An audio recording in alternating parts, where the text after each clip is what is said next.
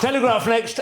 Leo, good news for Illinois Nazis. Copies of Mein Kampf back in the local library. Well, Illinois will protect history by legislating against book bans. Apparently there's been an increase in books being banned, I think by both sides. Yeah. So Mein Kampf is probably banned by some people. But then, the right has been coming out, like in Florida, Ron DeSantis has been coming through and banning books that are overly sexualised in school libraries. Sort of sex education graphic novels that go a bit far or whatever. Some of it is just, a lot of Democrats try and paint it as it being restrictive or anti-LGBTQ or whatever, but it's not. It's like this stuff is just, and they've got pictures, it's like full on. And you do kind of expect, well, maybe this is appropriate for a 12-year-old or a 15-year-old, but it maybe comes in a bit early or whatever. But this is an absolute battleground now between the Democrats and Republicans, right? This is Illinois. He's a governor, I think, and he's a fairly robust, kind of, state. Big meaty guy, and he's coming out two-fisted, and he's kind of going,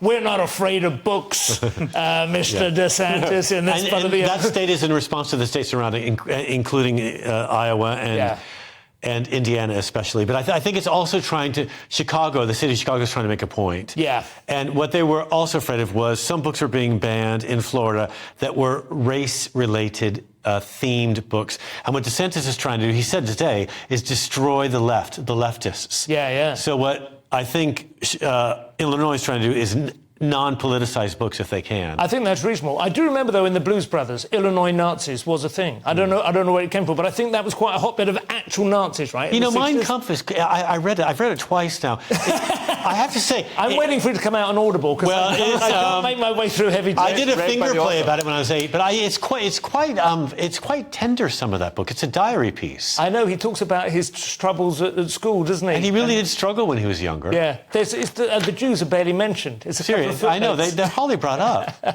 Quite sensitive, that group. No, I've never read it, but I do. It is odd how often people talking about it disparage it for its literary qualities. I mean, it's clearly an important historical text. And the word camp has a double meaning in it. Oh, camp is a struggle, right? He's quite... oh, yeah. Well, no, that was a big rumour as well. Well, he is. He wrote love letters to a lieutenant, and you can find them online if you like. Okay, interesting. They corresponded to I feel like we should have a side channel for this conversation, possibly.